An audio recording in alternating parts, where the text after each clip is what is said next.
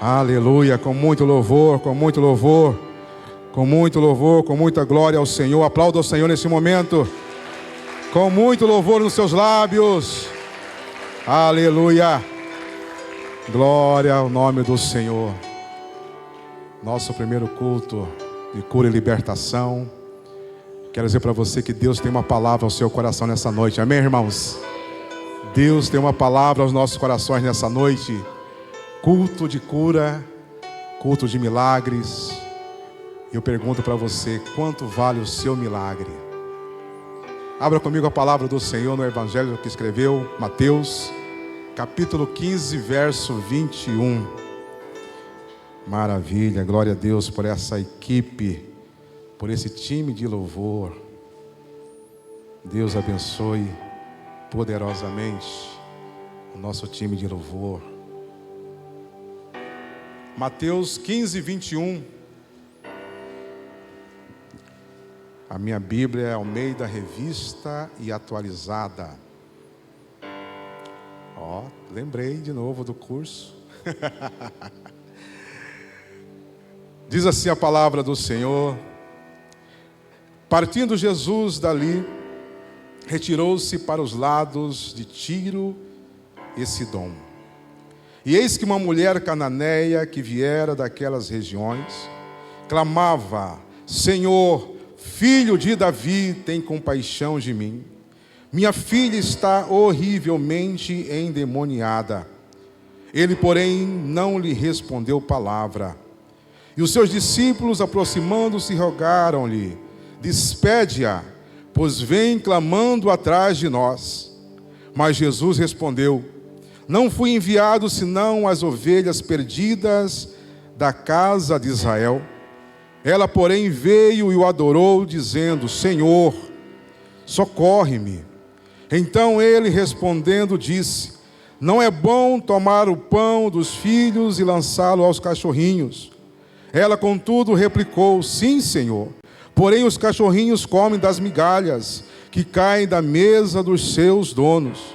Então lhe disse Jesus: ó mulher, grande é a tua fé, faça-se contigo como queres. E desde aquele momento sua filha ficou sã. Posso ouvir um glória a Deus por isso? Feche seus olhos, vamos orar ao Senhor.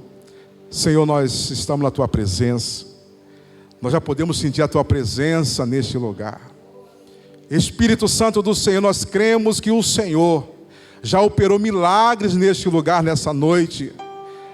No momento em que as canções foram entoadas, adoração ao Senhor nessa noite, nós cremos que o Senhor já liberou uma unção de cura neste lugar. Pessoas já foram alcançadas pelo milagre, pela unção de libertação, de cura neste lugar.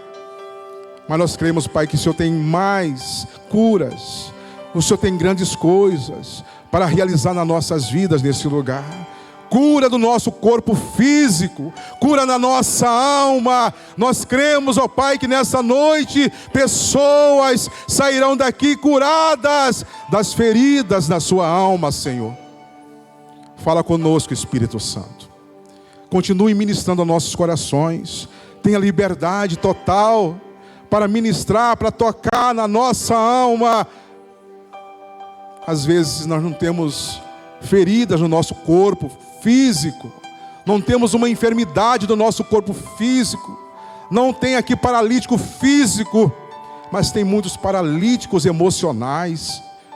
Que nesta noite o Senhor possa nos libertar, que nesta noite o Senhor possa nos curar, Senhor, totalmente, plenamente, que possamos sair daqui transformados pelo poder da tua palavra.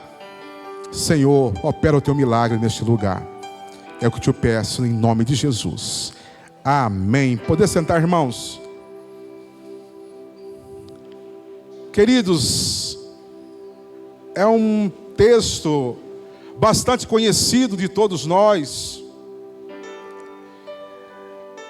mas a gente precisa voltar um pouquinho nos versos primeiro desse capítulo 15, para a gente entender por que Jesus estava nesse lugar, na região de Tiro e Sidom. Jesus havia entrado numa discussão com os fariseus, com os escribas, logo ali no verso 1, no verso 2, até o verso 7, onde os fariseus e os escribas, que eram religiosos da época, estavam questionando Jesus, por que os discípulos de Jesus comiam sem lavar as mãos, que era uma tradição religiosa. E Jesus parece que naquele dia estava estressado. Jesus chega para aqueles homens e diz assim: hipócritas, vocês estão preocupados com tradições humanas e vocês mesmos transgridem a lei do Senhor. Então Jesus parece que querendo tirar um tempo a sós com seus discípulos, ele chama os seus discípulos para um lugar à parte, um lugar distante da região da Judéia. Então ele vai para essa região de Tiro e Sidom, e é nesta região que acontece esse encontro dessa mulher, que não era apenas uma mulher, não era apenas uma mulher qualquer, mas era uma mãe desesperada para uma cura, uma libertação da sua filha. Irmãos, há uma diferença muito grande entre um pai, entre o amor de um pai e o amor de uma mãe. Não vou nem contar aqui. Cadê o Clodoaldo? Está lá fora? Oh Jesus, ontem eu peguei no pé do Clodoaldo. Mas há uma diferença muito grande entre o amor de um pai e o amor de uma mãe. E esse encontro dessa mulher com Jesus está relatado aqui nesse texto. E o texto não fala nem o nome dessa mulher.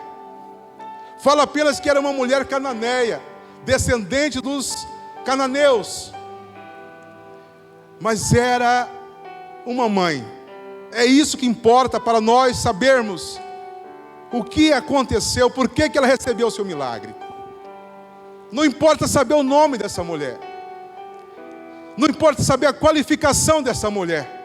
Basta apenas nós sabermos que era uma mãe desesperada pela cura da sua filha. E essa mulher, essa mãe, ela nos ensina como receber um milagre. Primeira coisa, primeiro ponto que ela nos ensina é ter discernimento espiritual para reconhecer se existe problema espiritual na nossa casa. Veja o que diz aqui no verso 22. E eis que uma mulher cananeia que viera daquelas regiões clamava: Senhor, filho de Davi, tem compaixão de mim. Minha filha está horrivelmente endemoniada. Mesmo não sendo uma judia, mesmo não sendo uma mulher do povo de Deus, do povo escolhido do Senhor, essa mulher teve discernimento espiritual e reconheceu que o problema da sua filha não era um problema físico, não era uma doença física, era um problema espiritual. Ela disse que a filha dela estava endemoniada.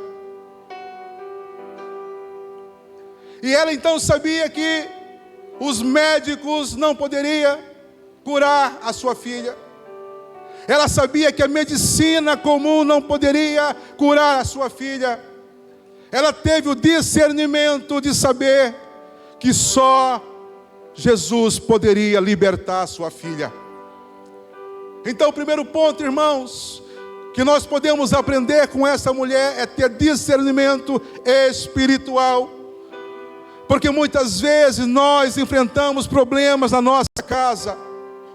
Muitas vezes nós enfrentamos problemas financeiros, problemas, doenças físicas, às vezes emocionais.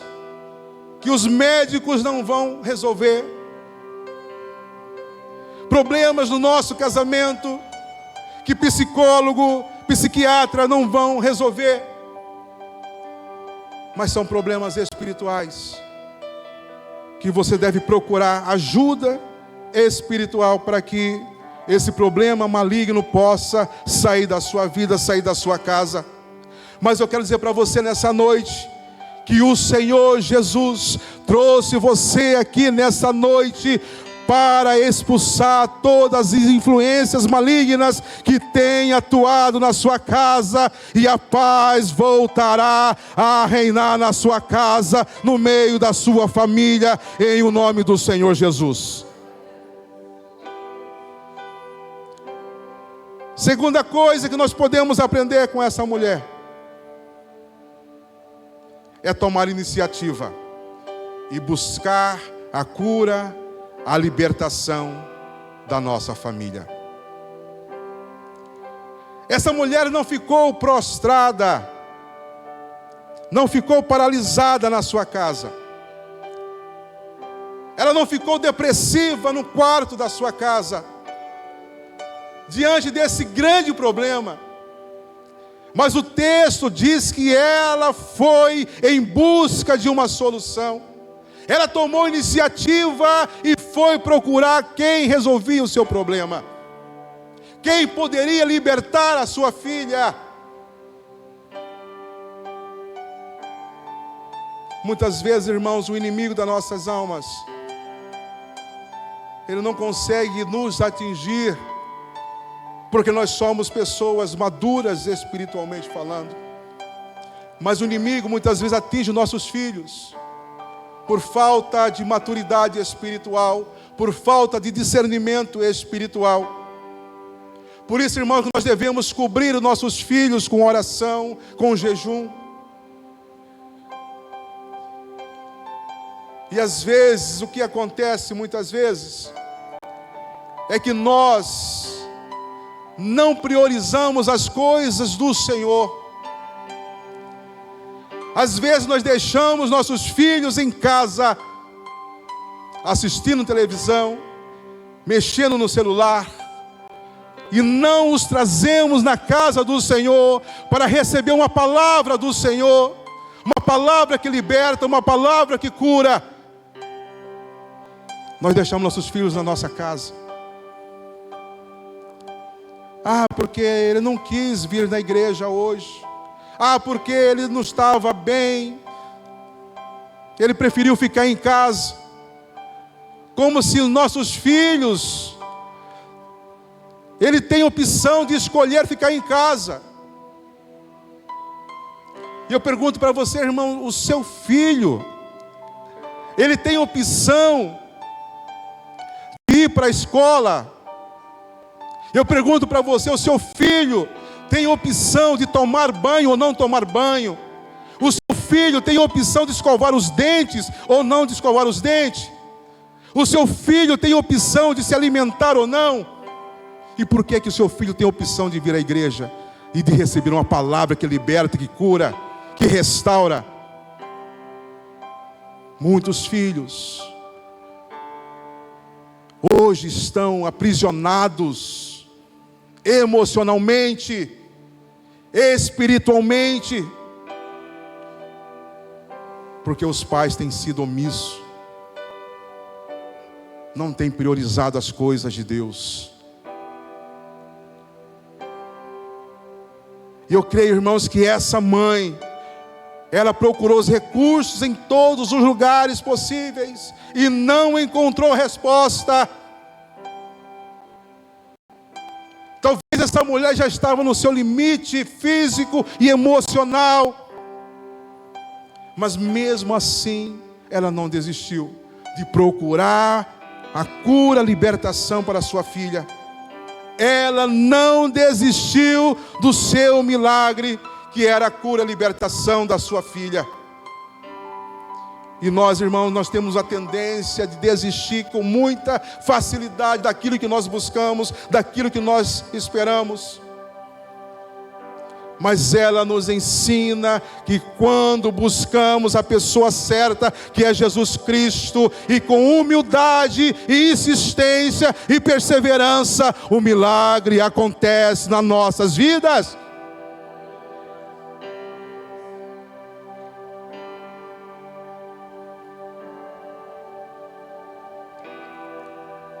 Talvez você tenha lutado e cansado e até desistir do seu milagre, porque você tem lutado contra a pessoa errada e com armas erradas. A palavra do Senhor nos diz em Efésios 6,12: a nossa luta não é contra o sangue e a carne, e sim contra os principados e potestades, contra os dominadores deste mundo tenebroso, contra as forças espirituais do mal nas regiões celestes. Efésios 6,12.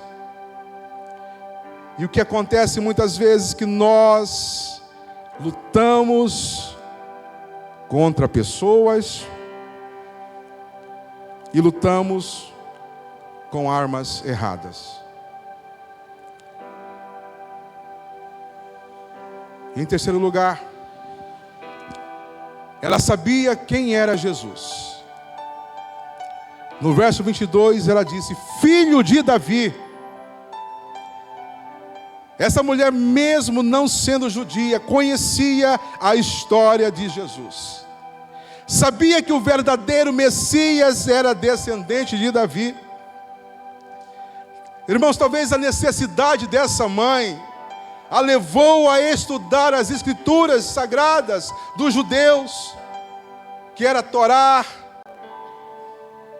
A Torá é o Pentateuco, o livro das leis, os 5 primeiros livros da Bíblia. E a Tanakh, que é os livros da lei mais os profetas. Porque ela foi bem clara a chamar Jesus de filho de Davi, aí no verso 22. E com certeza, irmãos, ela conhecia a história do profeta Isaías. No capítulo 61, no verso 1, diz assim: o Espírito do Senhor Deus está sobre mim, porque o Senhor me ungiu para pregar boas novas aos quebrantados. Enviou-me a curar os quebrantados de coração, a proclamar a libertação aos cativos e a pôr em liberdade os algemados. Irmãos, ela sabia. Quando ela olhou para Jesus, com certeza ela olhou para ele e disse: é ele. É ele que o profeta Isaías profetizou. É ele que está dizendo que veio para proclamar liberdade aos cativos. É com ele que eu vou falar. Irmãos, é Jesus que nós pregamos, é a Jesus que nós servimos, é Ele que liberta os cativos, é Ele que está aqui nessa noite, é Ele que cura, é Ele que liberta, é Ele que salva, é Ele que leva para o céu. Essa mulher conhecia Jesus. E eu pergunto: você conhece quem é Jesus? Ela conhecia Jesus. Você conhece quem é Jesus? Nós precisamos conhecer com profundidade quem é Jesus. O que Ele fez, o que Ele faz e o que Ele fará. Muitas pessoas, irmãos, não recebem o seu milagre porque não conhece quem é o Senhor Jesus.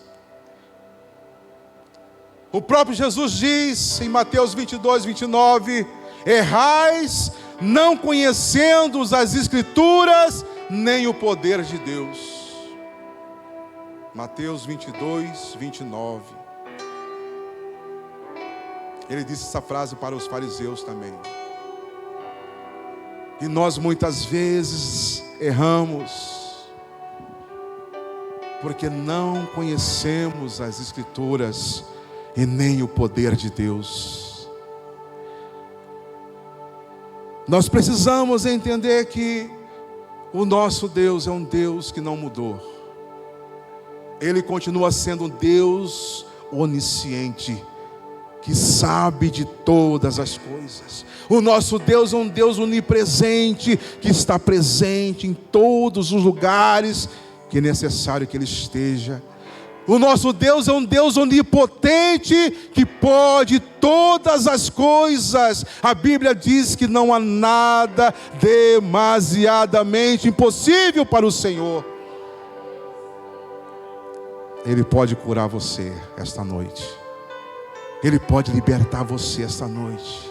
Ele pode libertar a sua casa nesta noite. Ele pode libertar o seu filho, sua filha nesta noite. Ele pode curar do câncer. Ele pode curar de uma dor de cabeça. Não existe nada demasiadamente impossível para o Senhor, diz as Escrituras Sagradas. E a Bíblia diz que Ele é o mesmo ontem, hoje e será para todo sempre. Aquele que conhece Jesus aprende a confiar e a descansar nele. Por isso que recebe o seu milagre. Se você não conhecer ao Senhor Jesus, você não vai descansar, você não vai confiar. Por isso você não recebe o seu milagre. Mas quando nós conhecemos quem de fato é o nosso Senhor e o que Ele pode fazer, nós confiamos que Ele pode fazer infinitamente mais daquilo que pedimos, daquilo que buscamos. E Ele pode, irmãos. Em quarto lugar, quando o silêncio de Deus grita dentro de nós, e o texto nos diz no verso 23, Ele, porém, não lhe respondeu palavra. O texto diz que Jesus permaneceu em silêncio, nada respondeu. Não sei se já aconteceu com você, irmão, irmã. Você ora, ora e ora, e Deus permanece em silêncio. Deus nada responde. O que Deus ministrou no meu coração nesse versículo, irmão, é que Deus estava testando, provando a fé daquela mulher. Deus estava testando, provando a perseverança daquela mulher. Deus queria saber se de fato aquela mulher queria o seu milagre.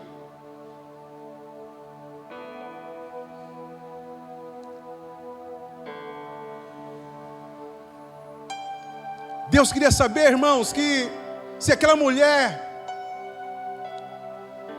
ela estava de fato desejosa daquele milagre na sua casa, na sua família. Por isso coloquei o título dessa mensagem: quanto vale o milagre que está buscando?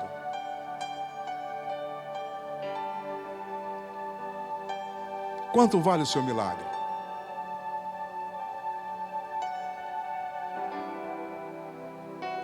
O texto diz que Jesus não respondeu nada. Aquela mulher chamou ele de filho de Davi, demonstrou que conhecia ele.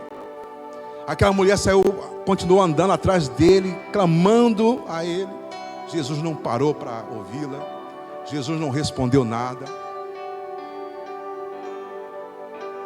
Mas ela não desistiu, porque ela queria muito aquele milagre, que era a libertação da sua filha. Eu não sei se você está aqui hoje em busca de um milagre, mas quanto vale o seu milagre?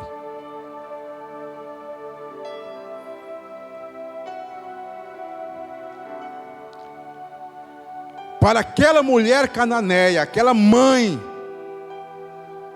valia a libertação do seu bem mais precioso, que era a libertação da sua filha. Talvez se fosse um pai, Ele tinha virado as costas, tinha abandonado tudo, tinha ido embora. Mas era uma mãe. Por isso que eu digo, irmão, o amor de mãe. Quando Deus quis comparar o amor dele aqui na terra, Ele comparou com o amor de uma mãe. Talvez se fosse um pai tinha desistido, mas o amor de uma mãe é diferenciado. E aquela mulher não desistiu, e ela continuou. Pelo contrário, irmãos, ela foi mais intensa na sua busca. No verso 25 diz assim: ela, porém, veio e o adorou, dizendo: Senhor, socorre-me. Ao invés de desistir diante do silêncio, seja mais intenso em sua busca. É isso que ela nos ensina. O texto diz que ela veio e adorou, dizendo: Senhor, socorre-me. E quando ela prostrou diante do Senhor, ela o reconheceu como sendo Deus, declarando que somente Ele poderia socorrê-la. Ela nos ensina, irmãos, que antes da gente pedir um milagre, nós devemos adorar o Senhor, reconhecer que Ele é Deus nas nossas vidas. Porque quando nós adoramos ao Senhor, reconhecemos que Ele é tudo e pode todas as coisas na nossa vida. Quando nós o adoramos, nós declaramos que a nossa vida está nas mãos dEle. Você só adora aquele a quem você reconhece que é Deus na sua vida. Você tem adorado ao Senhor? Você tem adorado ao Senhor com a sua vida? Você tem adorado ao Senhor na sua casa? Você tem vindo adorar o Senhor com alegria aqui na igreja? Quando você o adora, você está dizendo que Ele é o seu Deus. Ou quando o louvor está entoando canções de adoração a Deus, você está calado, sentado, desanimado. Antes de você receber o seu milagre, adore ao Senhor. Essa mulher nos ensina essa lição nesta noite. Em sexto e último lugar, fé, perseverança e humildade daquela mãe moveu o coração do Senhor e o milagre aconteceu. No verso 26 diz assim: então ele respondendo disse: não é bom tomar o pão dos filhos e lançá-lo aos cachorrinhos. 27, ela contudo replicou: sim, Senhor, porém os cachorrinhos comem das migalhas que caem da mesa dos seus donos. Verso 28, então lhe disse Jesus: ó mulher, grande é a tua fé, faça-se contigo como queres. E desde aquele momento sua filha ficou sã. Aquela mulher não era israelita, não era considerada filha de Deus, e sim uma mulher gentílica, como nós éramos antes da filiação em Cristo Jesus. Ela demonstrou humildade, dizendo que até os cachorrinhos comiam das migalhas que os filhos desperdiçavam e caíam das mesas. Ela disse que se contentava com as migalhas, pois o que ela desesperadamente queria era a libertação de sua filha. Mesmo sem a identidade de filha, ela recebeu a cura, a libertação da filha.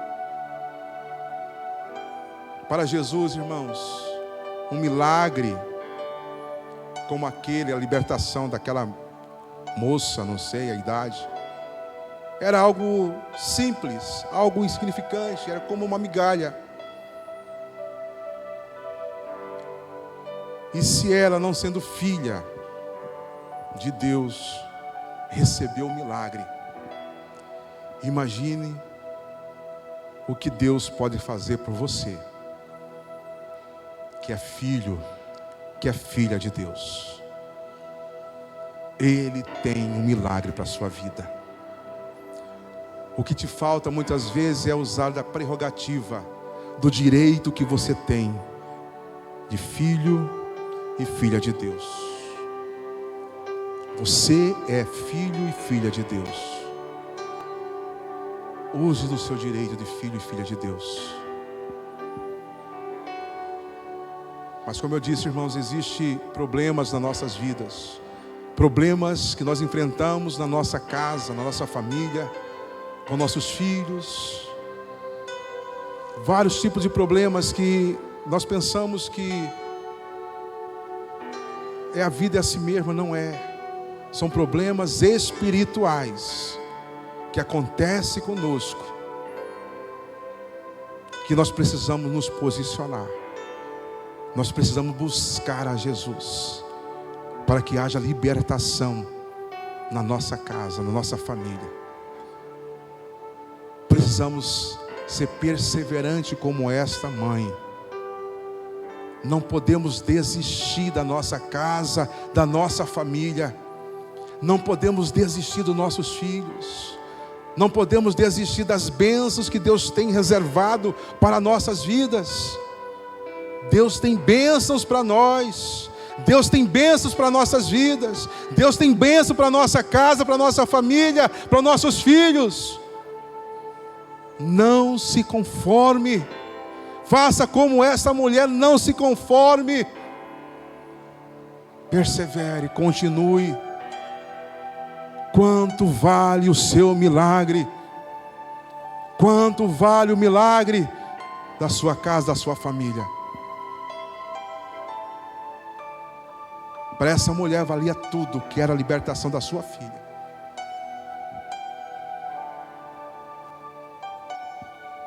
Eu não sei qual é o milagre que você tem buscado. Talvez você tenha buscado o milagre há tantos anos. E se o Senhor te trouxe aqui nessa noite, é porque Ele quer te entregar o milagre nesta noite. Se o Senhor me trouxe aqui para ministrar, compartilhar esta palavra com a sua vida, é porque Ele quer entregar o milagre para você nessa noite.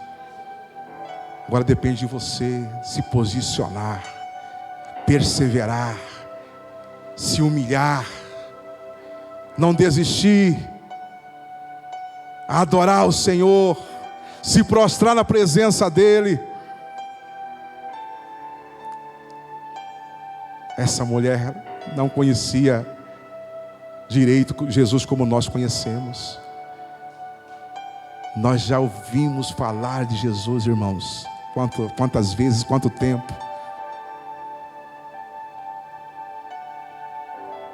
Vamos ficar de pé.